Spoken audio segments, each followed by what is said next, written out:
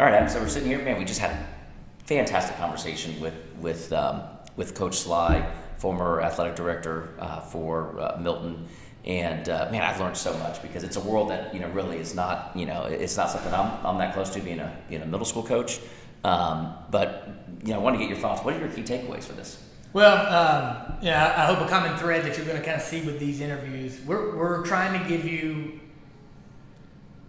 insights into what I consider to be the big buckets that you've got to be able to address and master in order to be successful in this position. And, one of the most mission critical one is alignment. Alignment with your staff, alignment with your community, but, that one alignment with your administration. All right, and you're going to get a master class of one of the best to do it, which is Coach Sly, and I was fortunate to be able to work with him. And so you're going to hear a lot about, our working relationships, on how we were able to build that, what it looks like, and then a lot of kind of insights into, some what it doesn't look like, things to be aware of. So I think you're going to be able to get a lot out of that piece. Yeah, and I was really, we hear these common threads between all these different interviews of what key leaders do, and for this one, we were just talking about this. One of my big takeaways is the 3 U's, right? There was a servant leadership aspect, which is don't make it all about you, right? From an athletic standpoint, there was the authenticity piece of which is be you during the interview process. Be you. Don't try to provide the answers that you think they want to hear, but be you to make sure that you're setting yourself up for success, to be aligned with the athletic director. And then the 3rd U is it's not only you. So from an athletic director standpoint, during the interview process, there's a whole committee involved, right? Between principal, athletic director, booster, parents. A whole committee that the potential head coach has to be prepared to address and impress during the interview process. Absolutely, yeah.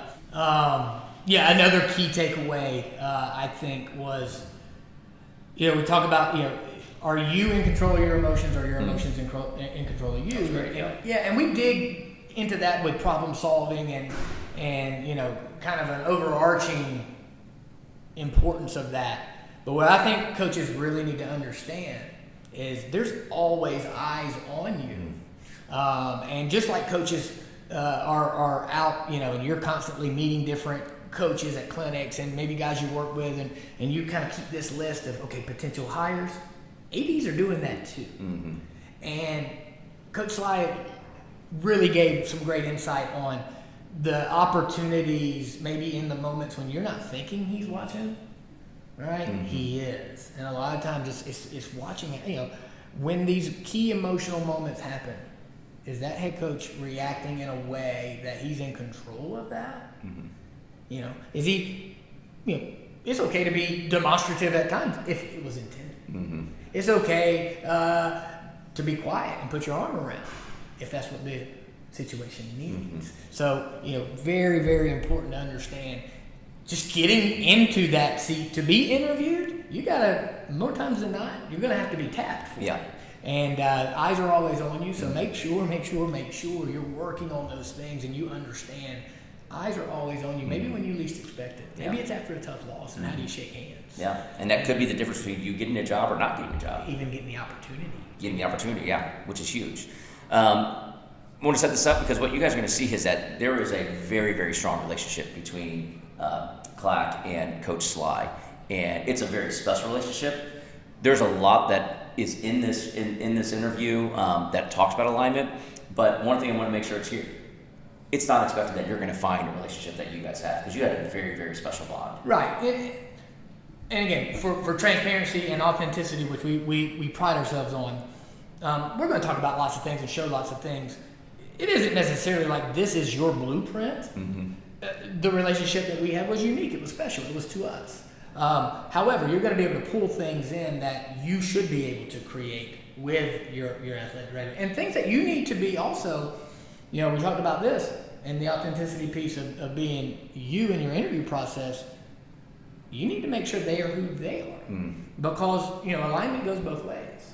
And if you're looking for a certain type of support, or if you're looking for certain things that you need, you need to make sure that you're asking those questions and you feel comfortable with it, because sometimes the best decision about a job is the job you didn't take, and I think that's a very real piece. So again, there's so much to unpack in this. I can't wait for you guys to see it. It was such a joy to be able to spend time with Coach Sly. It truly is, one of the most special people in my life, the entire family. So just any opportunity to get time to spend time with him is a pleasure, and I hope you guys, get as much out of it as I think we did. Yeah, yep. You're about to watch an alignment masterclass here with Coach Sly. So enjoy our interview with Coach Sly. The Adam Clack Football Academy. It's all about the ball. Yeah. Tonight we find a way. And they knock A+ content. County Authentic to be the stories. 7A champs in Actionable Georgia takeaways. 2018. We're going to attack them like they've never been attacked. We are the Adam Clack Football Academy. What's up, coaches? This is Tad again, back with another episode of the Adam Clack Football Academy. Here again to my left is the man, Adam Clack, and this time I actually got it right. I think last time I said you're on my right, but you're on my left. So watching the video back, I know exactly where you're sitting now. So welcome. Thanks for coming in here. We have our remote studio here. It seems like we're always in a different location, but I like this setup. It's a good little setup we got going on here. So really excited to have this guest here because this is a world that, me being a middle school feeder coach, I haven't really had the experience to have an athletic director. So I'm really excited to hear about your background, hear about that relationship between an athletic director and a head coach of a football program. So we've got Gary Silvestri, commonly referred to as Coach Sly, former athletic director for Milton. Thank you very much. Thank you for joining us today. I'm excited to be here. Really excited. Also a podcaster yourself. Yes, I am. Tell us about the podcast that you were on. Yeah, so we have a couple. Behind the Bench is the podcast I do personally with ITG Next. And then also I'm a recurring guest with Phil Jones, ITG Next Extra Point. It's Nice. every Monday night. It's a Facebook Live, so it's a lot of fun. Oh, that's very cool. All I right. got to call the Milton Gainesville game with. I saw that. Yeah, that's great. That's awesome. Well, if there's anything we're doing wrong in this, feel free to correct us in the process. We're always looking to get better. So one of the things that's been really cool about this podcast is we've had now Strami on, who was an assistant coach, a position coach, obviously Clack, head coach, is coach at a professional level, and as well as Coach Ben Reeves. And everybody's a different background and how they got into to football. So your journey, I know, is fascinating. So tell us about your journey. How did you end up getting into sports and ultimately making your way to athletic director? Yeah, so it's not a straight line for sure. I was born in New York, moved to Florida when I was 13 years old. Was down there, played high school ball in Florida. Opportunity to commit to and sign with Bethany College in Kansas, NAIA school. But I had a traumatic brain injury my senior year at TBI. And I had to wait at least a year to get cleared, so I went to junior college for a year. Long story short, I couldn't get cleared. It was one of those things where you couldn't play anymore. And back in the 70s and early 80s, that wasn't really diagnosed, so it was pretty serious. Especially playing those leather helmets. Exactly. It did rock me. So I walked home from the doctor's office to the hospital, never forget. And I'm walking home, and I'm like, man, what am I going to do? And it was a pretty rough area where I grew up in, and it was, got a lot of trouble. I was kind of a troubled kid. Great parents, I did my own thing. And my coach pulled me aside, high school coach, said, hey, I'm going to have you coach with me so you don't get in trouble. I'm like, okay, coach, let's do it. So I started coaching with him. About a year into that, he says, hey, why don't you become a cop? Like, just do that. You're in the streets anyway. I'm like, all right. So I applied to some departments, got hired. So I was surprised. Got hired, was a cop for 21 years in South Florida. And during that time, I coached as well as a community coach. When I got done with that, I decided to go ahead and go back to school, Georgia State, and get my education certificate in education. Got that done. And then from there,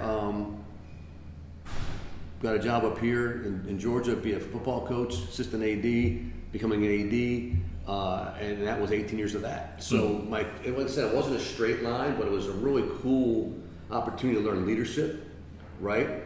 To balance myself in my mentality as a cop, but also give back to this world. 40 years later, I'm still coaching football. Yeah. Right, I'm a 61-year-old man. So 40 years later, I'm still coaching ball. And I think that's a cool thing. That's a very cool thing. One of the things that we touch on this is that we really focus on leadership skills, and we recognize that leadership skills transcends the field, transcends football field. If you would, because I find it fascinating that you go from basically being chased by cops to being a cop, and then into the world of football. What are some of the leadership skills maybe that came from the police background, the cop background that that you were able to adapt into that athletic director hat that you ended up putting on. Yeah, absolutely. So I did an interview up north for a job once, and the gentleman asked me, how do I trust you leading my school as an administrator, as an athletic director?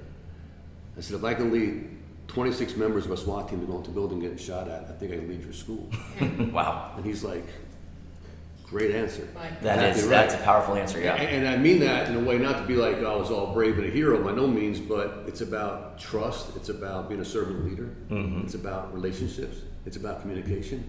All that, right? And they see that as your SWAT team leader, or they see that when you're in law enforcement, you're leading certain groups. I was in K-9 for years. And they see that part of it, right? And they understand that part. You take that and take it to the field, and take it to the athletic world, and take it to the building as an administrator, and people will follow you. Mm-hmm. I'm already starting to kind of see the seeds of brotherhood when he's talking about servant leadership in there. Oh, there's no bigger servant leader than this guy. And if I can interject, so again, just really quick backstory between he and I is, the staff, Frank Hepler's staff, who came up to take over West, and I came from South. That's where Sly and I met. Correct. He was the assistant head coach for Frank. He can tell stories about the young, 20-something on the board all the time, just trying to, trying to get ahead. But, he and I immediately connected, and, just built this relationship together. And then fast forward when the Milton job came open, and he's the AD at Milton. Actually, we were already talking a little bit. But we had that relationship. So I had an opportunity to see and know him, prior to him being an AD. A couple years passed and I come in. But the point I'm trying to make is his leadership skills. I'll never forget the first kind of confrontational parents meeting that I was going to have there. And, one thing I loved about him is he was so supportive. He goes, you don't know these guys quite yet. It's literally like my third day there. And I saw him step into that room, and a switch flipped in the way that he handled that parent. All right? Then, fast forward, we're dealing with another person, parent, whatever. Another switch flips. His ability to effortlessly kind of figure out what's right for this situation. How do I need to handle this one? Because every situation is unique and different, And again, it's kind of one of those things I always like to play in my head. What makes this situation better? What's best for this? Not what's best for me. Not, you might want to go in fire and brimstone because it makes you feel good. Mm-hmm. But that won't make this situation better. And then, conversely, you may want to be kind of handling something with kitten gloves, but it's better to be, kind of authoritative and things like that. And watching him just be able to shift, and I think that really came from your cop background, I bet. Yeah, and I appreciate you sharing that for sure. I think as an officer, wherever you may be, especially in South Florida and Broward County, because there's so many different areas and backgrounds, right, and you're dealing with every day. You have to be a chameleon. You have to change with your surroundings. You're in one area dealing with some type of people, another area, you deal with people maybe knocking on a door of somebody that's a different ethnic background, and you have to ask the dad to come in first. It's crazy how you can go through in one shift. I always said it's the best seat to the greatest show on earth.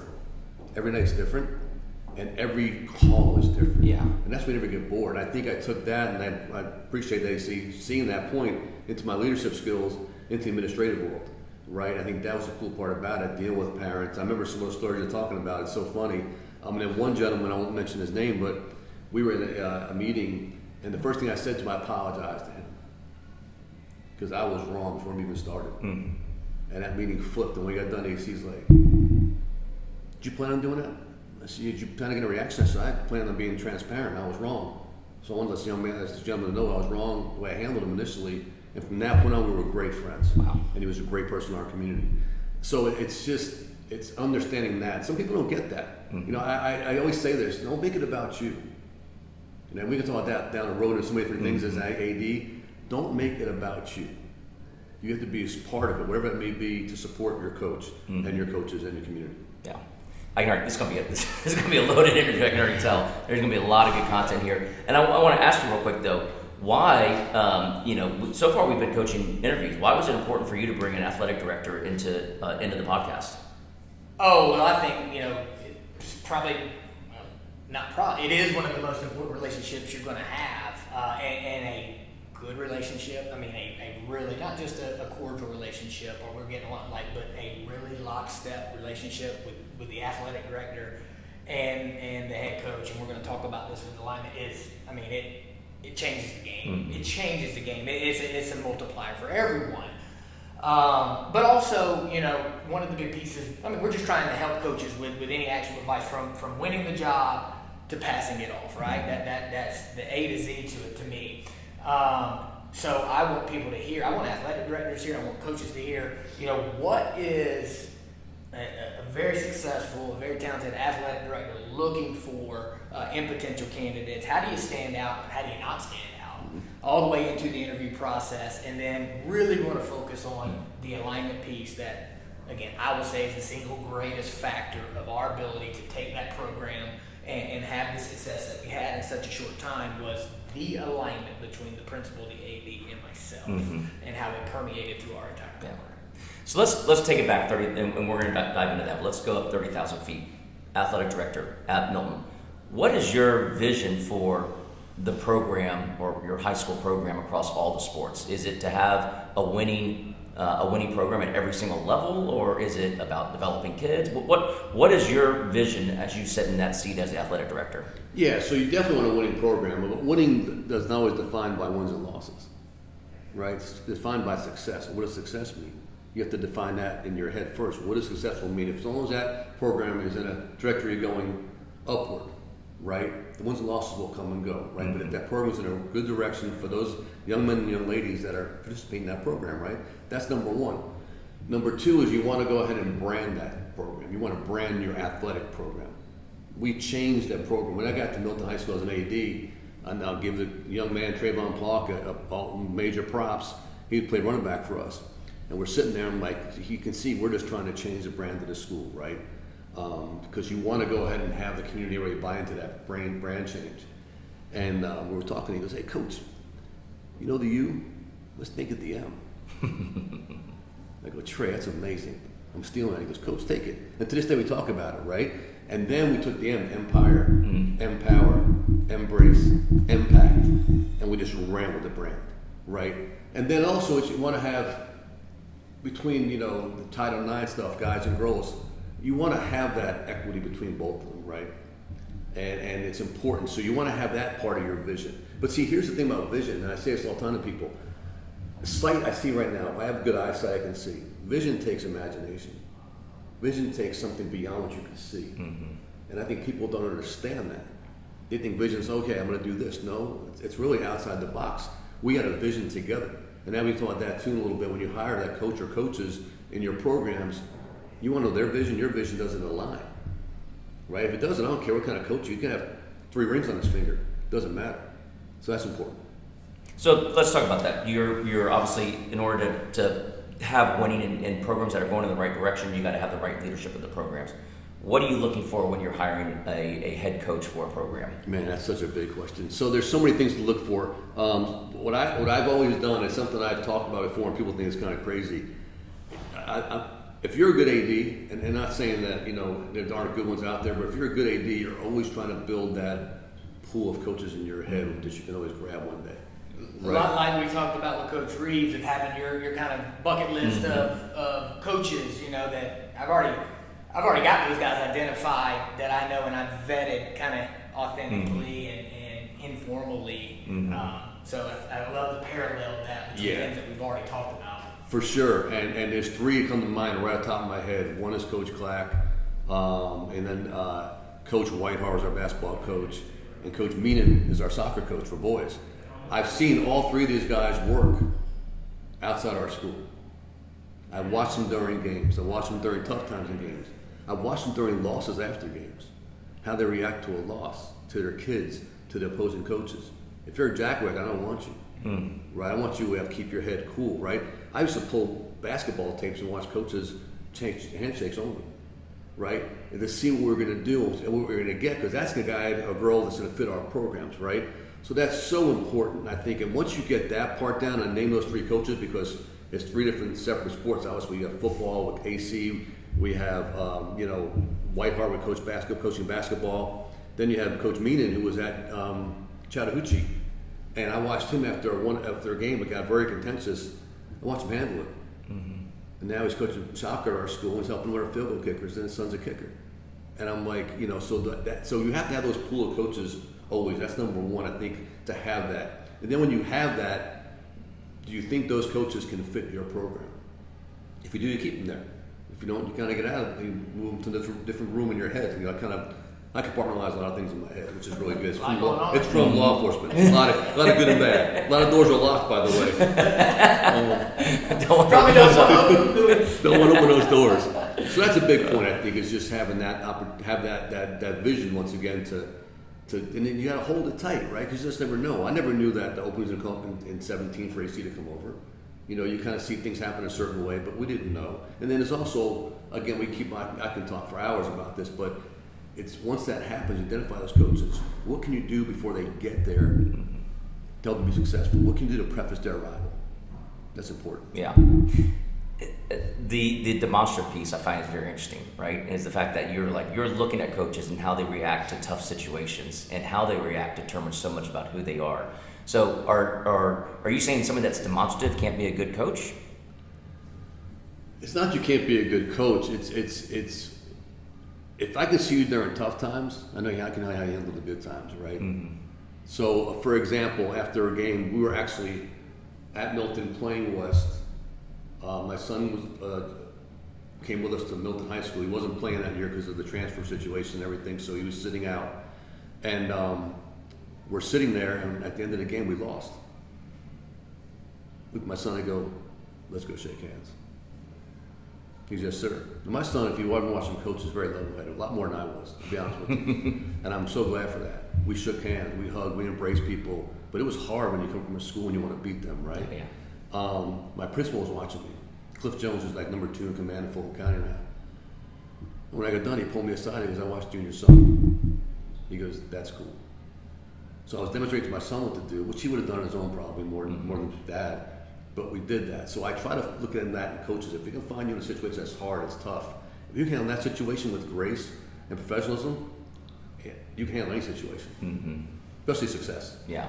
So, and again, the word there's styles to coaching. There's nothing that says you can't coach hard. There's nothing that says you can't be soft-spoken and cerebral. Here's where I look at it. Are you using your emotions, or are your emotions using you? That's so good. So I was listening the other day, and it was just so powerful because I'd heard something like this, and it was a former Navy SEAL.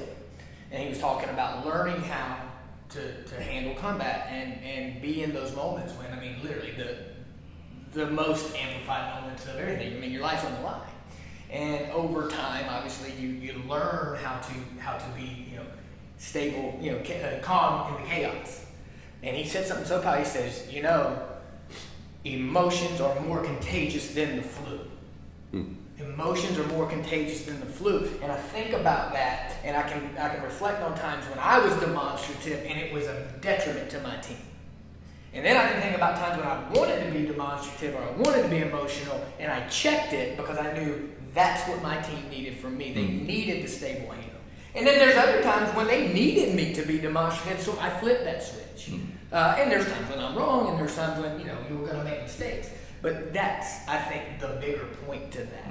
Are you using them correctly, or are they in control of you? Because if they're in control of you too much, you're not going to be successful in that seat because there's too much heat. And don't make it about you, right? Once again, don't make it about you. Don't be the show of the night because everybody's watching you, right? However, and I've seen AC do this a couple of times, and I know Ben does it as well, is sometimes you got to posture. Absolutely. Because, the crowd wants you to argue that call. So do the fellas. So do your staff, right? So you go out there and you're going to argue a call to referee knowing it's not going to go anywhere, most likely, but guess what? They saw you fight for them. They appreciate that. So it's that give and take you have to utilize in being demonstrative that some people don't get. He gets it. The good ones do, and it's a great model. Let me go a little off script here, okay? So, Coach Prime, is it about him or is it about the kids?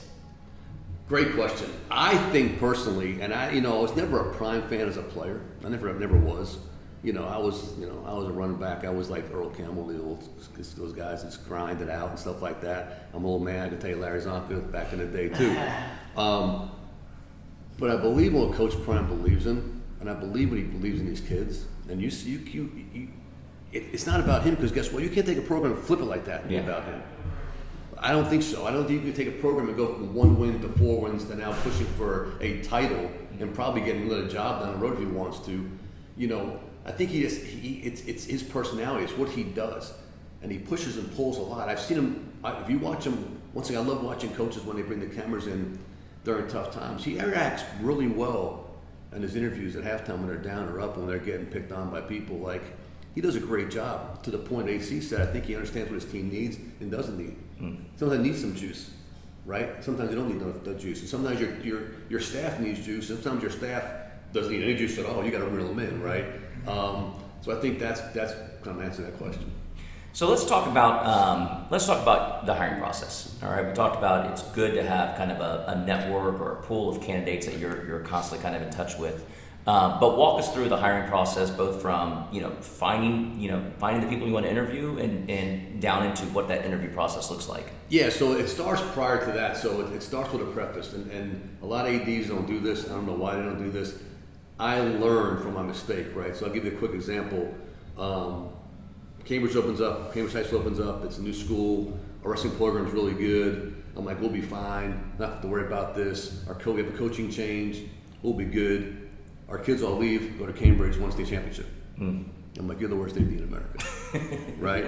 Once again, I learned from mistakes. So now down the road, let's go with AC situation. We make a change in the football coach in 16 or 17. I told the principal, it wasn't popular either, so there was some turmoil in the community. I told the principal, I said, Brian, let me meet with the parents by myself. I think we had about 80 parents in the front college room of our building one night. And I told them all, I said, give me 30 days. Give us 30 days, the administration. We'll find you a coach. Don't go anywhere. We have some pretty high profile players. Don't think about going anywhere. Just hang tight. Trust me. Please trust me. Once again, relational, right? Trust me. And they did. They believed, looked right in the eye, they believed me. Well, in that time period now, that helped his success, right? Because it kept everybody there. It kept them believing we were going to find the best coach that fit our program. And they have a lot of ears, people in your ear, a lot of people from the county. Oh, this coach is great, this coach is open, this coach played here before, this coach coached. I knew we needed. For a couple years in the past, we had defensive-minded coaches. That was great. And some very successful coaches, in their own right. But we needed a young coach that's offensive-minded. I knew that. Okay. I just couldn't grab AC and appoint him. You don't ever want to do that as a coach, right? So now you get a committee together. We had a committee, not just of me and the AD and the AP and Brian and the county AD. We had the county AD, Brian Jones, our principal, myself, one of our APs, assistant principals. We had a mom from the community. We had a dad from the community. We had a Booster Club president. There'd be like 10 people on this committee. Wow. Because that's your community, right? And if they're going to buy in and believe in you, you want them as part of empower them, right? We put a search out. It wasn't, once again, not about me. I'm going to do this nationwide search, and we're going to go. No. I put a search out there. I think we put a week or two tops window on the search. We had 150 resumes, I believe it was. We brought in. Went their resume. Every one of them went through, and narrowed it down to 20, and then they narrowed down to 10 for the interview process. All in a couple weeks time frame. I emailed everybody back. Okay, now it's easy, you put a name blank copy, but they all got something back from me if I didn't interview. Because once again, relationally, it's never no, right? And then once that happens, network. Yeah, once that happens, then you get the interviews going, and we had a format we utilized. Mr. Jones, myself, Dr. Kraft, they utilized some of Creekside High School back in the day, and we brought it together to where we had some really cool questions for our candidates, and everybody had a part. Okay, and everybody took it serious, real serious. It was a couple of days worth of interviews, but within a 30-day time frame, almost to the date, we decided. And then here's the thing: the boss man decides it. I didn't decide because it came down to really AC and a coach from Virginia who the boss knew very well. I'm like, I had to go to New York for I think my godchild's baptismal. When I came back, my plane landed. He called me. He goes, "Come to the office. We're gonna pick our coach. The committee's coming in." I'm like, "When would this happen?" Right? And prior to that, Brian, the principal, vetted both coaches personally. Right? Whether either by phone or in person. I think he had some time with AC and talked. outside the interview process, right? Because now it's down to the final two. And Brian chose AC, and off you went. So if you can see how that's a lot for one answer, but it started before we even put anything out there to the public, right? And the same thing players, pull the players aside too. Guys, don't go anywhere. Give me 30 days. I'm going to talk to your parents. The funny thing is, I know I'm probably a little ahead of ourselves here. When AC comes on board and we start, having the same vision for our schedule, and we start making the schedule, in 18, we play Archer in the Corkhill Classic, and we beat Archer. We're coming out in the parking lot, a couple of our parents, and AC knows who they are. They go, all right, that's one. Your visions, we think this is pretty cool. We got one. Then we beat a most Muku talented Cardinal Gibbons team in the Freedom Bowl that year. They won a state championship that year later on. Matt the Buck has 3 rings on his fingers now. Great coach. We beat them pretty handily up in our stadium, that Freedom Bowl. Parents are going, okay, I see something happening here. Right? And then we fast forward Jordan to Mercedes-Benz that year, winning the ring. Right? It all came to fruition to them. Right? What we put together. But it starts before you even open it up to interviews. That's a long answer. I'm sorry about that. No, well, it's in depth. I can tell there's a lot that goes into it, and I love hearing consistent themes. Right, weigh in equals buy-in. We're getting weigh-in from the community, weigh of all the different people to get buy-in, so that way everybody's on board to bring in the head coach. What was it? This is a little more specific than I'm going to call out Clack here, but what was it during the interview process that, outside of the fact that he had an offensive background, that made his resume, his application rise to the cream of the crop? Yeah, so everybody had to give obviously our resume, cover letter. Everybody had to have a presentation, 30, 60, 90-day plan, right? PowerPoint presentation. The certain requirements the boss wanted, that I agreed with, that they had all to have the same. You want to make it an even playing field, same questions, same everything, right? And you keep those, by the way, those answers. You hold on to them. What AC did in his presentation, because we had some really good presentations and really great candidates, and you're proud for that, right? But AC was so transparent, and he had for everything he did right, he had something he did wrong and made a mistake in, and kind of compare and contrast. Almost every point he had was a counterpoint, a converse point. I'm like, dang, this guy's good. I knew he was good, and how good he really was. And when we got done, everybody in the committee is like, he's the only person that did this. Wow. Like, I want that kid coaching my kid. Ding, ding, ding. Elevates himself, right? Separates himself. And it's a matter of just, does he have enough resume to hold on to all the other coaches? We had guys with rings in there and all kinds of things, right? But he did, and he was the best fit for our program. How do I know that? History's history, right? Look at it, right? It worked out great. Yeah, and it's funny because one of the biggest blessings I had, my very first job interview, job that I interviewed for was Parkview. All right, this was years and years before, and I mean it's a big job for first time head coach and all that stuff. So our APs at West at the time offered to do mock interviews with me. Guys, it changed it. I mean, I remember the first time going in there, and they asked me the simplest questions, like, why do you want to be a head coach? Why should we pick you? What's your vision? And I fumbled over all these answers because I'm sitting here thinking, like, what's the right answer? What's the right answer? And they stopped me. They said, look, we know you. We know, you're not presenting yourself. You're trying to give us the right answer. All we want is your answer. I was like, all right, basically go home, do some homework, come back and do it again. And so we did it a second iteration, and it got better. And then the next piece of advice in that was, okay, you're giving us a lot of good, well thought out philosophies. Looks great. Anybody can turn a word though.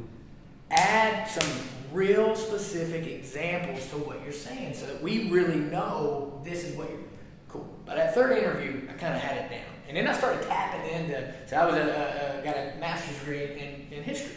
So I wrote a bunch of papers. Well, I created a kind of a way that I wanted to answer. I used to hate, having to write essay questions. But then I got to the point, I was like, no, give me the essay. All I've got to do is answer that question enough to get my foot in the door, to tell you what I want you to know. And so I kind of started approaching the interviews like that, which I think is a really cool strategy because it takes you from being reactive and on the defensive to kind of taking control of that interview. And so with everything that we did, like Coach would say, like, I wanted to make sure you asked me this question, cool. I'm going to answer that question, but now I'm going to start telling you what you need to know about me. And with everything, every plan that I had, I'm going to make sure that I had a real life example. And I just think, honestly, where do we get our methodology from? And it's probably coming from something that you failed at. Mm-hmm. So I would always lead, well, okay, you want to know how I communicate with parents? Well, let me tell you about the time that it really blew up in my face. That's and right. I had to learn a lesson. And so from that, I sat down and I thought about, what if we start doing it this way? And I made sure that I'm proactive on the front end. I created a system for that, and this is what we'll do. That's an answer. Mm-hmm. That's actionable. That's showing these guys, A, he's a problem solver. B, he can handle failure. He's not afraid to try. But at the end of the day, like, it's relationships and problem solving. You can do those two things, you can be a good coach. Yep. And so you just want to present that as much as you can. And it gets really tough when you start thinking about these big words like tasking the vision and creating expectations and all this. But simplify it down and just think, maybe I've just been a position coach. You've had to do, if you're good, you've done that already. That's right. You've had discipline within your position group that you had to handle. You've had somebody that was tough. You've had an interaction with a parent. Make sure to reference that. Tie whatever it is that you're trying to present to this committee back to what you've done and why you're going to do what you're going to do. And then the secret sauce is, if you do your homework, you kind of have an idea of what's going on and why the job's open for a reason. And make sure you're ready to speak to that authentically fits your philosophy, and you got the recipe for a really good interview. Yeah, and that's the alignment assignment part that we I always look at when I'm trying to hire a coach and trying to see if they fit, because if you do your homework, then you really know what the assignment really is. He knew his assignment was to bridge the gap from that building to that field house. Mm-hmm. He knew that. There was a gap there. Mm-hmm. Okay. And he knew that assignment. And I knew he understood that assignment. He knew he could take that task on, right? Because you're not the X's and O's, you're a CEO. There's a big difference, right? And I think that's important. And then the alignment part is just knowing that he has, and the coaches you hire have the vision you have. It aligns with your vision, aligns with the boss's vision. At the end of the day, it's his building, right? And if it's anything, it's, say when you go to chiropractic, if you just joint a little bit, you need an adjustment. That's great. But you're really out of whack, boy, it's hard to get that back in place. You don't want to get to that point. You want to have some conversation and make sure we adjust certain things, but keep that alignment straight. Mm-hmm. And it's so critical. I love that. It's not X and O's because you're a CEO, right? And again, we talk about these leadership skills that transcends the football field, it transcends whatever sports there are. And that's part of the reason why we don't really spend a lot of time talking about X and O's, talking about offensive schemes. We talk about, the real stuff that takes to build a winning program, to get the buy-in, to get everybody on the same page, to get alignment, to develop kids, to make kids better, to make programs better than it was when you first walked in that door, then it's better when you leave. And these are the attributes that it takes to do that. You talked about alignment. I want you to dive in a little more. How do you get alignment with a coach?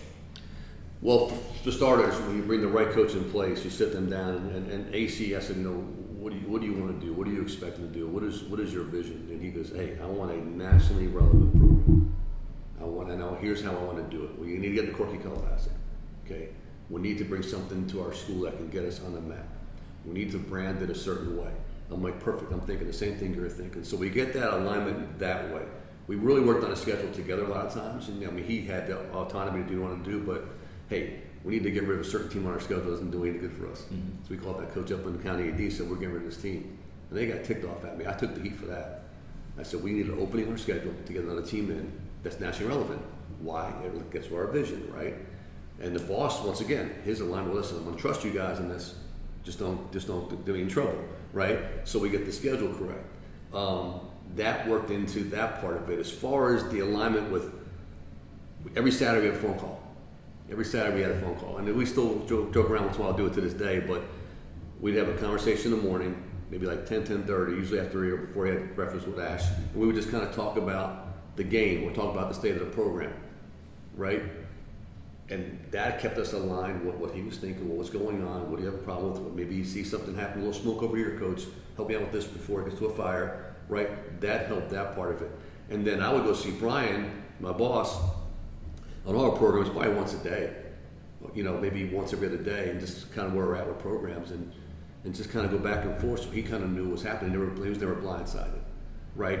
I think if so, you can be actively communicating, right? Make sure it's a two-way street, up and down, right?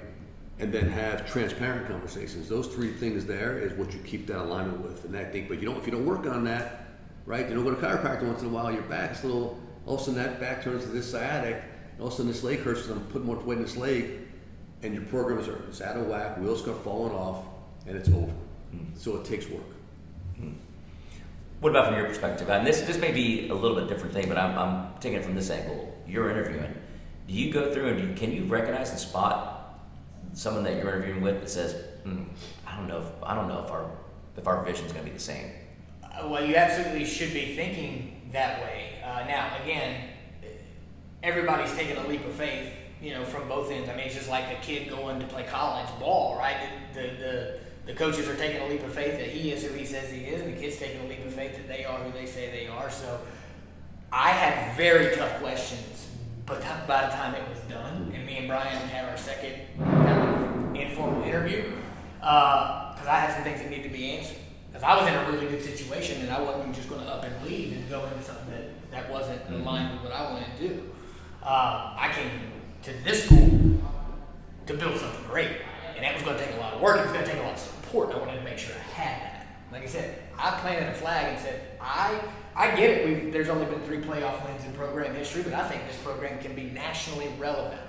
Well, now, we talk about no. State powerhouse, nationally relevant. And this is how we should do it. I need this. So that comes in. So the interview process, I always talk about there's 4 leadership teams, right? There's head coach with his players, head coach with his staff, head coach with the booster club or community, and then head coach with the administrative team. Now, all of them have different dynamics. We're speaking specifically about the administrative team. It's the only one that you're not the top of, but you're still a leader of and within. And we talked a lot about conversations that go back and forth. I'm soliciting feedback and I'm offering a vision, right? This is what we want to do. What do you need from me?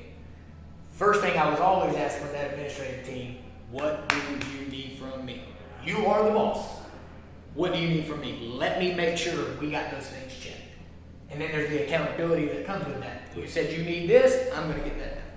Next thing is divide your wants and needs. We can want a lot of things.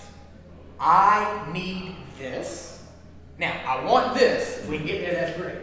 And that really developed between us and Principal Jones, where I said, I look at it like a bank account. I'm not going to use up all my credits on little things that we can solve until we get the big things solved.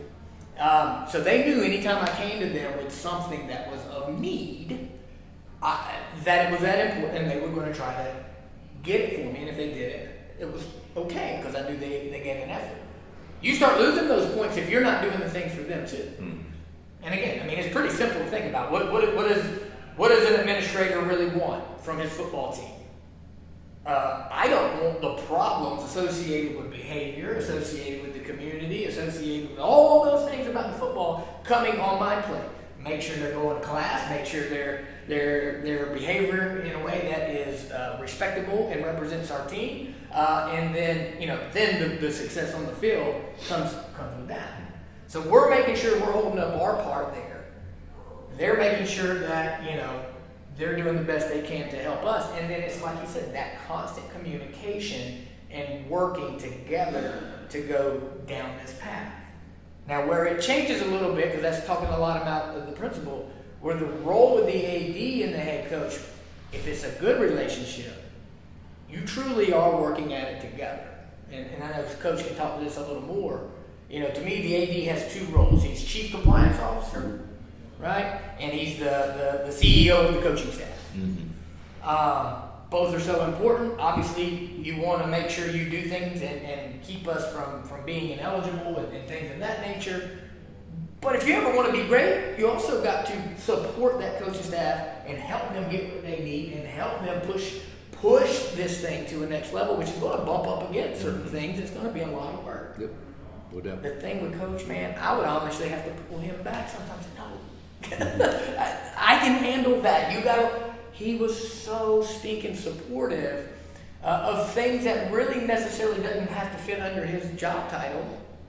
You know, he can tell me that's a problem, you gotta go fix it. But instead of it being that way, it's like, hey man, we've got a problem, let's fix it. Mm-hmm. Wow. When you got support, not you have to go fix this, let's fix this. And it really becomes, because you expect that on your coaching staff, and I kind of expect that from my principal, but when the AD is like, we're going to do this, you want to go get into this Freedom Bowl deal? It fits what you want to do? Yeah, man, it's going to be a lot of work. I don't care. You think it's important? Let's go get it. And it was important. It did help us. It helped us break out of this, you know, everything's about North Full. No, we're bringing in people from all over the country and doing different things. So that is, you know, just any ADs, aspiring ADs out there, I'm going to tell you right now, like, if you want to be great at your job, the compliance piece will get you fired. You got to be good enough, but the support piece will make you a legend. You want to be great, you want to have great programs, you're going to have to work your ass off. But we all are, yeah. Right? If you're in this seat because you just want to keep schools from getting in trouble, like, man, there's better things to me. Like, go do something else. Yeah. Keep them out of trouble, support them, and you can do great things, man. So, Coach Sly, can you have a successful program? Really, two parts to this question. Can you have a successful program without alignment from AD down to the coach, down to the staff, down to the parents, down to the players? And two, how do you get that alignment and then do that across every sport that you're overseeing in the school? Yeah, so you can't. Mm-hmm. If you're not aligned from the parents to the coaching staff to the AD to the principal, you're not going to be successful. You can't. You may have one-offs every once in a while, right? Some talented teams come through, but not a successful program. It has to be comprehensive from the ground floor up, right? I was just about to, not just students.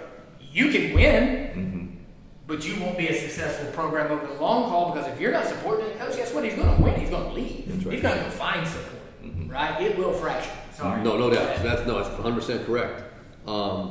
And as you move forward with that, with all the other programs in your school, you know, we have 23 or 24, maybe now with flag 25 varsity sports. That's a lot, guys and girls, right? But if you use the same model in every one of them, you're just going to be just fine. And it's once again, it's that relation part. I told AC, we were talking earlier, it's going to every practice, in and out of season, workouts, and just visiting these coaches. When I first started doing it, my first year as AD, they're like, "Are we okay?" I'm like, "Yeah, can I just watch practice?" "Oh, I thought we were in trouble." I'm like, "Oh my goodness, no, I'm here to watch practice. What do you need from me?" "What do you mean? What can I do for you?" "What do you mean, coach?" Right?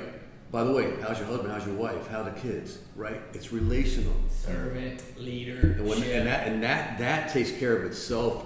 And then the community, you know, I used to hate sidebars, but they're so needed in communities like Milton. Whether you be out at the grocery store, whether you be out at an establishment having a drink or food, or at an event, just don't promise people on sidebars or anything. I did that once. Once again, learn by experience, right? You know, have sidebars with people. Have them know you're accessible. My phone was, my wife, the reason why I retired was it was literally 24/7, 7 days a week. You know, and not just working 80 hours a week, 60 hours a week, you're on the phone 24/7. And she's like, "This is getting old, right? Enough of this." And it wasn't she told me to, I needed to do this for my own mental, physical health, right? But the one thing I learned was that summer nights in our football program, I had a sidebar with a parent, and I guaranteed him something. That wasn't very smart, because they held that against me, and they should have. Yeah. So I say have sidebars, young ADs, aspiring ADs out there, have sidebars. Keep it within reason, and then I always say, hey, let's follow up on a meeting. And then set up a meeting with them, and follow up, and you have time to think back what their agenda is, because everybody has one, right? Because you're dealing with a community like Milton with CEOs and CFOs and doctors and successful people. So if you don't match that success with relationships, it's not going to work. So that's a great question. I was having an interaction with somebody on social media today, and I was talking about our performance review and how it helped with our parents' meetings, especially if it ever came to playing time. And guy fires back, he's like, I'll meet with parents about anything except playing time. You know, it kind of got me thinking. I was like, I get that. And I get why you want to shut that door. But this kind of ties to what you're saying. It's like, I finally made the decision, especially in this community, it's like, if there's a problem, let's meet it. Now, it doesn't have to be a debate. I'm not going to go in there and compromise with you. But it also doesn't have to be this thing to where, okay, what's the issue? Right? Conversation, that's an opportunity for feedback. It's intel. Mm-hmm. I want to know what's going on. What's going on in the community? What's y'all's perspective on this? And if you have good systems and you are doing the right things, it's just why I used to like opening practice. I want you to watch us work because I'm proud of it. Mm-hmm. I have a feeling after this conversation, it may be a time suck and it may be one of those things that you think is a waste of time. But let's just say you've got 50 disgruntled parents in the stands who sit together. What if you just start picking those off one by one? Through these conversations, through these sidebars, through these relationships. They start seeing you more as a person and less as, a figure. Mm-hmm. Oh, wow. Now I kind of see what the method to the madness is. You don't owe them that. Mm-hmm. You don't owe them that conversation. But stop thinking about it like what's owed and not owed, right? It's an opportunity for you to communicate, learn some things about the community. I've learned a lot out of these parent interactions that have actually helped me flip and shift some things that I do. Mm-hmm. I've had some parent interactions that didn't go great. But most times, more times than not, the willingness to let somebody just be heard, to give them an honest conversation, to let them know honestly what you think, that's enough. Mm-hmm. And you take somebody who was sitting with a group of 50 and who were sitting there tearing you apart and thinking about how they can get you fired, now all of a sudden they're recruiting people out of that 50 to come over to the other side saying, no, you ought to go talk to him. Or you don't need to talk to him. Listen to what he's saying. And now all of a sudden that number drives down and down and down. And now you're never going to have them all happy. That's not. No. But what if you turn 50 into 10? Mm-hmm. Now you're starting to get alignment everywhere. And I learned that through internal affairs that, when I was in internal affairs in Florida as a cop, people want to come in and want everybody fired. Right? I had a bad interaction with a cop. He said something to me, I want him fired. And I realized in internal affairs, everyone wants to be heard. So I invite them all in. Just talk to me. Time I got done, I shook my hand. Hey, he's not a bad guy. Thank you for talking to the officer for me. They left, told people in the community, these guys aren't bad guys. You start, to AC's point, it starts flipping that number. So I use that same philosophy as an AD. And I made sure that, and all ADs should do this, you're the gatekeeper of your programs. Put a fence around all your programs. And whatever comes and goes, it's through you. A lot of responsibility there, but you'll vet what's coming in to make sure they fit your programs, right? Or know the expectations, right? Because high expectations, high frustrations, right? And then also, if somebody does leave, like we had a player leave, I won't say his name, but his dad came in with an exit interview with us and sat down. And I said, I want to sit down with you and talk why you're leaving. He said, we're not ready yet for this program. The young man goes to school, wants to go into a very big school, we have to get recruited. That dad to this day is one of the biggest voices in the community for our program. This kid didn't even graduate from our school. Wow. So, but you could be there and be about you and say, I'm not doing it. You want to leave, go. Yeah, you won that. That's good. It's about you. Bring it back to them. Yeah. Not about the program. Yeah. It's really interesting because you, as a head coach, you got 50 plus kids on your team.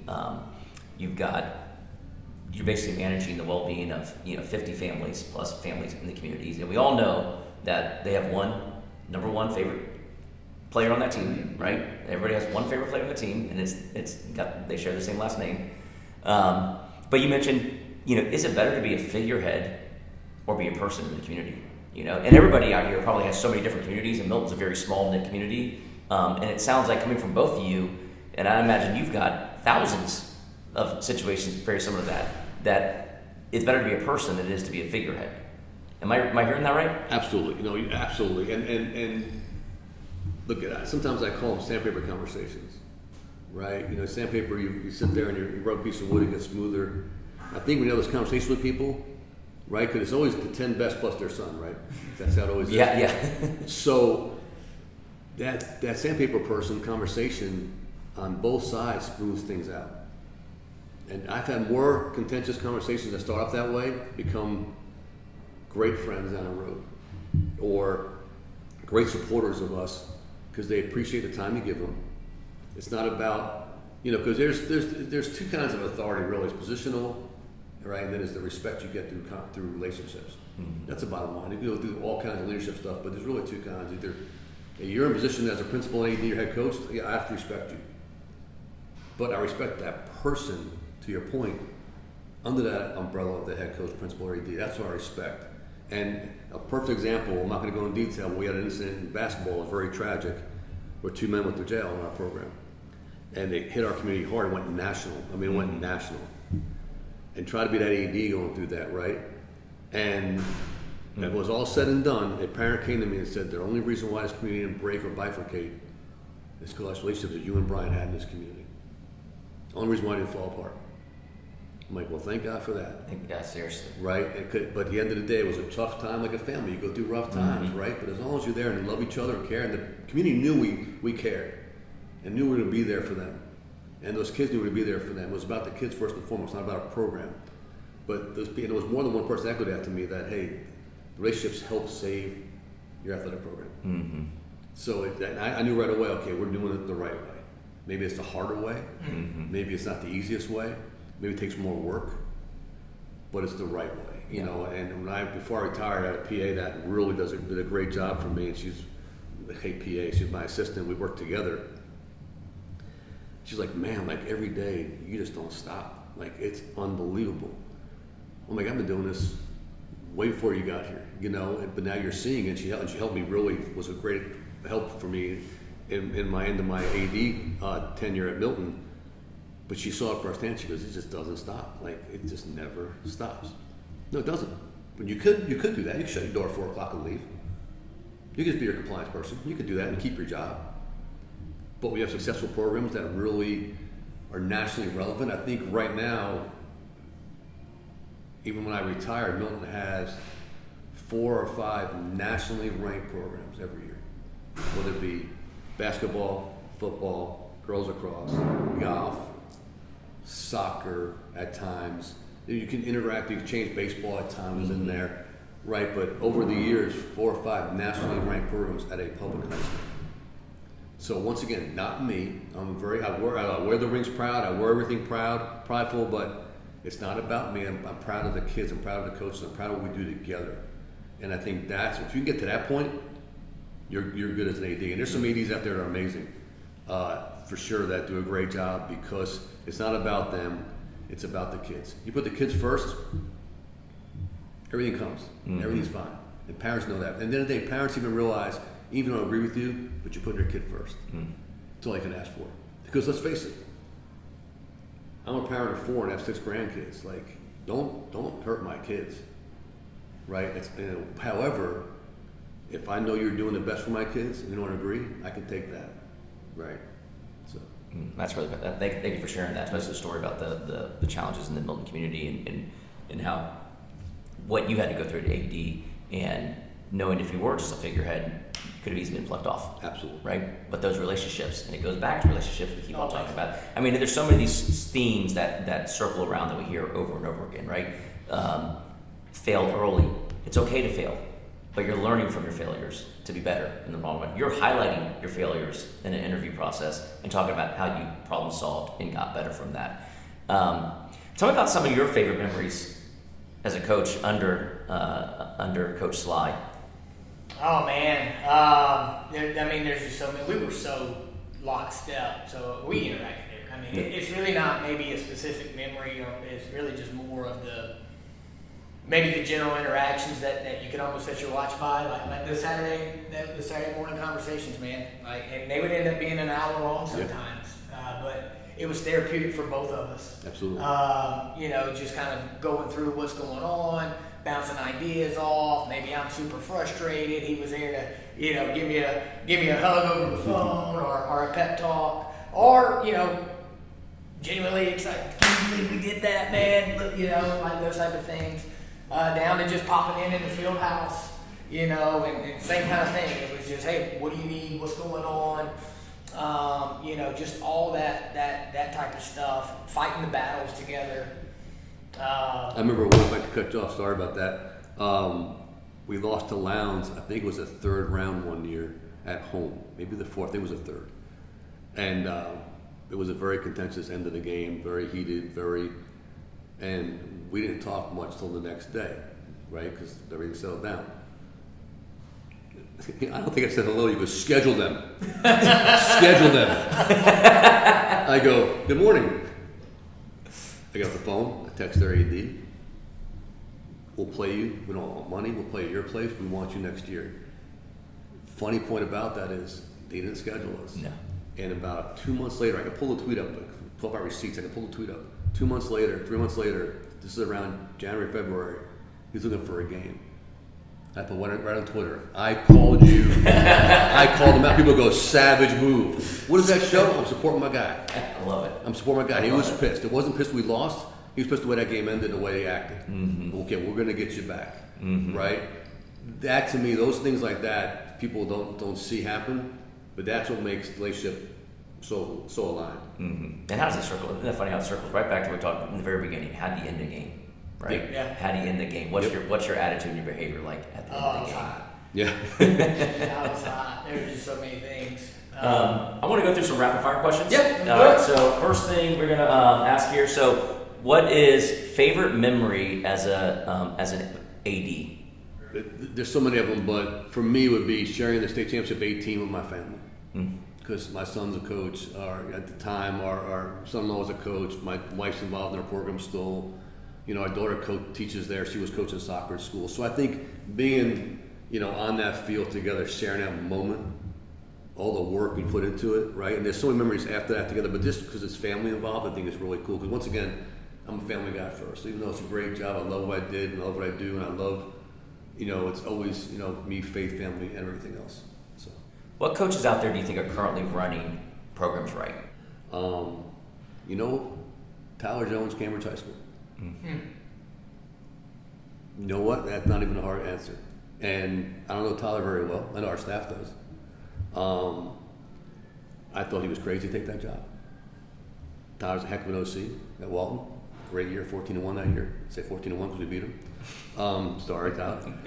But I love it. He's a heck of a coach, and now he's a heck of a leader of that program. And they're playing way above themselves. They're talented kids now. I'm wrong. They're talented kids, but playing well above themselves. My son told me, and I'll give my son credit for this one too. He's like, "That's a great job." I go, "You are crazy."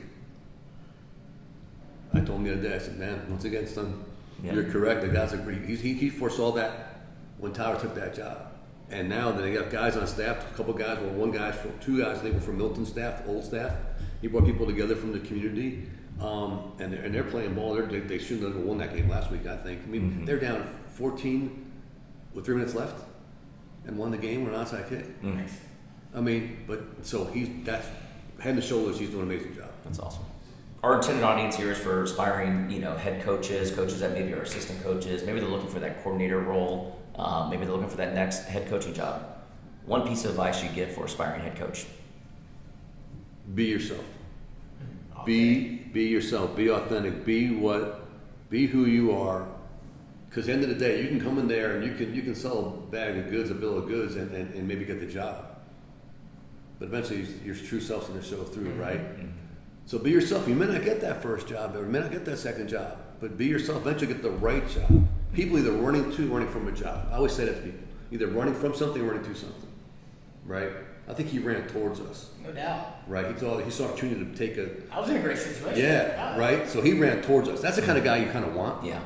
The ones that are running from something, unless it's something that they can't control, right? So, but be yourself, be authentic. If you can do that, like I was authentic. I'm not here trying to fake a southern accent. Being in Georgia, I'm from the South Bronx, right? So in South Florida. Not from Georgia. Right? So you can't tell, right? I'm full of tattoos. I don't try to pretend to be anything different. My faith is very strong in my life, but I'm not going to be a preacher. But I can tell you 14 times over, my faith saved my life from my past. That's why my faith's so strong. So just be yourself. But if you can keep that in everything you do, you'll be fine, man. Everything else takes care of itself. Well, and one of the central topics of this conversation has been around alignment, right? If you go into an interview and say the things to get you that job that aren't you, then you've already screwed yourself from alignment. So true. And it's the same thing on the other side, right? And that's why you got to have great questions and you got to make sure it is who you say you are. Otherwise, what are we kidding? I mean, it's not hard to figure that out, right? Anybody who's dated anyone ever, right? You understand we're all presenting something. At some point, the true thing will come out. Yep. And I'm not saying that you can't sugarcoat some things and, make sure that, your best self is presented. And, okay, yeah, I can kind of, be pushed over here a little bit of that. But if you get outside of your central core kind of beliefs of how you want to do things and who you are, it's destined to fail. Yeah. Yeah, and you mentioned the dating part. So funny. So relationally speaking, whether it be your husband or your wife, depending what you are, significant other, keep them first in that relationship. Don't put the job in front of them. So many single coaches out there that are single now because they put the job before their families. Guys or girls alike. Don't do that. My wife is my biggest supporter, biggest fan. We're best friends. But there's times when I realize I had to pull back, right, and do things for our relationship, right? Because there's young coaches out there, like my son's getting married, or like Tyler, or like Ben, that they have families. But Ben does a lot. At nighttime, Ben turns that phone on silent. I can't get a hold of him.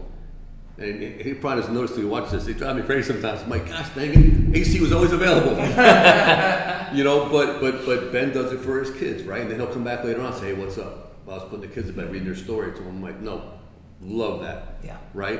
AC and Ashley, he would make sure they had their Saturday time together 4 hours after we talked, right?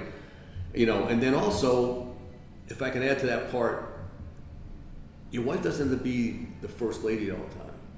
Because that's hard for them, right? Ashley carries it well. Ben's actually carries it well. Like, you don't have to be the first lady. At least she wasn't the first lady of Milton, right? They all knew she was because she was involved in the program, my wife, but she was her, right? But they had to be your first lady or your first guy, depending if guys or girls. So I just want to get that out there to coaches too as well, and because that's so important. Because if not, then how can you ever tell a young man on your team, young lady on your team, how to handle themselves? You can't, right? So little And it's so true. I mean, the one of the toughest jobs there is being the wife of a head coach, right? It's really, really hard. And mad respect to all the wives out there. And I know even at the feeder level, it's tough for my wife. So that's why I put our wives in the back of the end zone during games, and not in the stands anymore, because it was like they're getting brutalized in the stands by parents. All right, I want to go back to a favorite moment. Okay, and it was at a game, and it was away, and my wife was in the stands, and people are going to say stuff, whatever. Well, somebody was disrespectful to her. And it wasn't like the most over-the-top thing, but it was out of line. It was disrespectful. She said something to Alicia. Alicia said something to Gary. I almost have to keep Gary. I'm the one holding Gary back. It's my wife.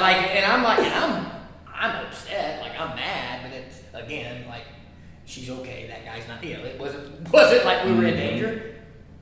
Red. I mean, he was. Where's he at? Who was it? Let's go. I'm like, go. We'll handle it. So let's get out of it. It's good. And those type of things, right? When you feel that from the guy right here, it's like, dude, we can move mountains together, man. We can move mountains together because I know we are truly aligned. You got my back. I got your back. Let's go do something great. I mean, that is the epitome of brotherhood right there. Dude, it's awesome. That's awesome. One that I really would like to ask you is the toughest SOB you ever had to arrest in your background, but you don't have to answer that one. We'll save that one for once another show. Let's have some fun here, okay? I want to do a little. We do this little popcorn segment. You go back and forth, all right? And this could get a little contentious here, but I want to talk Georgia Blue Bloods in the high school program, all right? And I'm gonna start with you first, Coach Sly. When I say Georgia Blue Blood high school program, what's the first thing that comes to mind? I'll take the easiest one first, Valdosta. Valdosta, yep.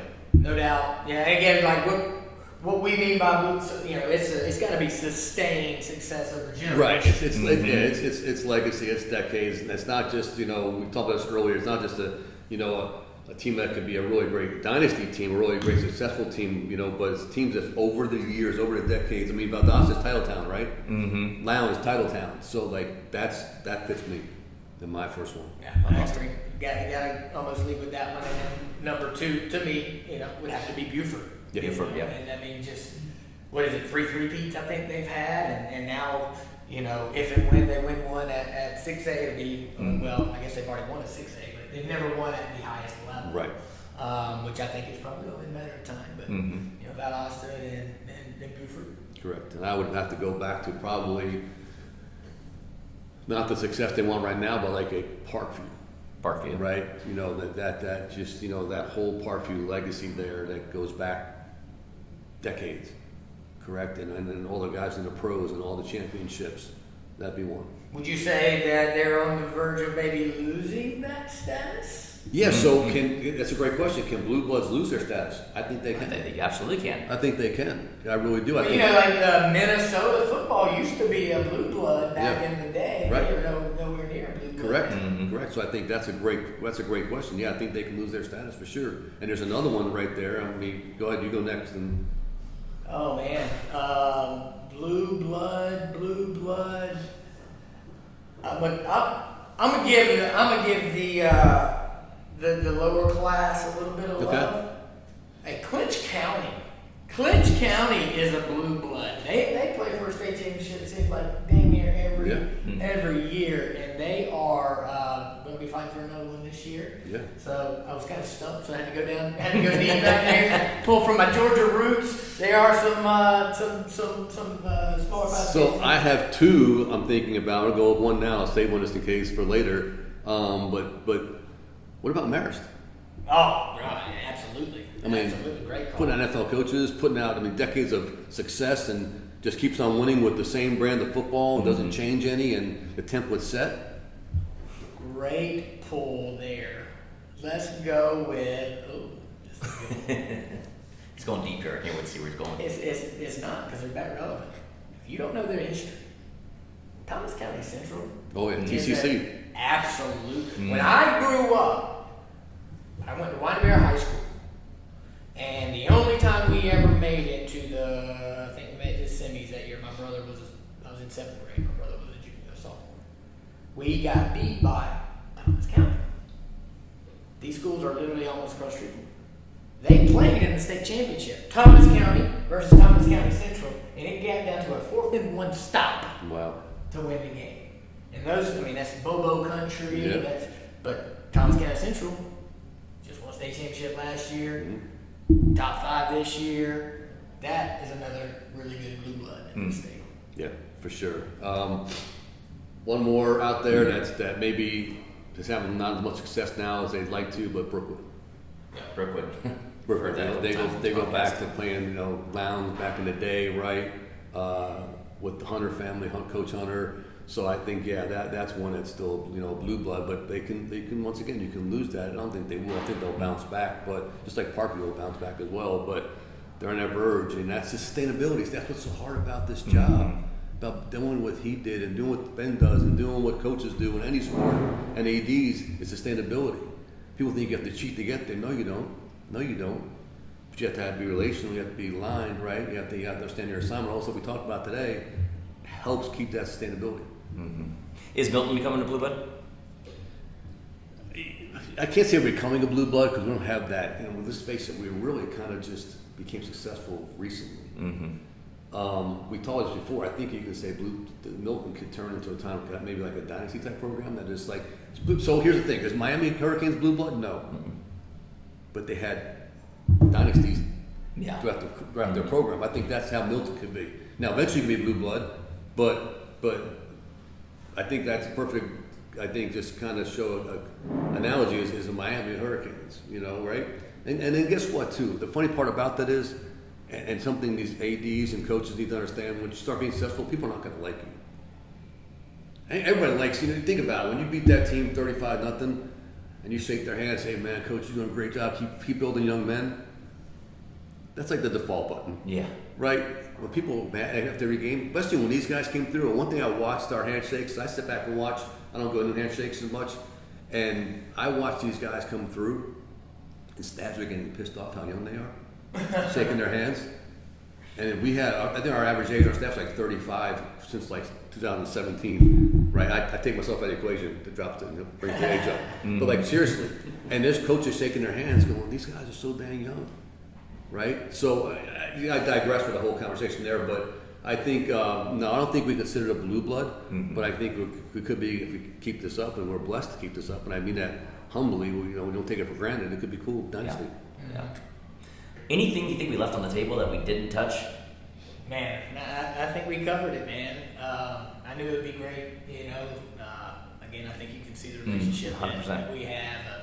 Yeah, it's funny, and I'll leave it with this. There was I think it was 2014. It was like my second year, 15. My second year at West. Was going up to Helen, my wife's friend's birthday, something. We were going up to Helen, good getaway. And who do I run into who I haven't really seen, really face to face in like 4 years? Correct. Yeah. I run into Coach and Alicia, and we're just catching up. And we took a picture, snapped a picture, and we talked like, man, it'd be kind of, how's it going over there? Man, it'd be cool to get back together one day. Yeah, okay, But every year on that day, that pops up in Alicia's feed, and she sends it to us. Yep. That's and awesome. It's like, remember that? Yeah. That really was where the seed kind of got planted. That's Where right. I started thinking, you know what? It would be. It was just we had one of those relationships where we could not talk for 5 years and then fall right back in. That's right. And we did that day, and that's when. And then all of a sudden we get put in the same region the next year, so we're seeing each other more. And then one thing leads to another, and it was just like, again, kind of that network, that kismet almost, kind of these interactions that happen, and you don't know why they happen, and then it's like you look back and like, holy crap, God or whoever, whatever, something put us and Helen together, both after a loss, both crying in our beers, and then we see each other, and it's like, man, great to see you, man, how are things going? Both trying to escape Yeah. for a day Up or a in weekend. Helen, Escape, and literally you're behind us at this outside bar. I think we're below you, and we're like, and we start talking and hanging out for a little bit, and to your point, every year my wife puts it out there. It's like, send it to me and AC, like, remember this? I love remember that. this? She'll Pretty read it. cool. That's a really cool You story. never know, man. And the reason why you guys can pick up and just talk like it is, that's where the alignment comes from. Hearing what you say is like hearing what you say. Well, there's not blood here, but we're family. No doubt. Yeah. And you don't have to have. That's going to be rare, and I'm not saying that, but that's the hard to truth replicate between that. us. Very hard to And replicate obviously that led, and sure, that could be a detriment at times too. Sure.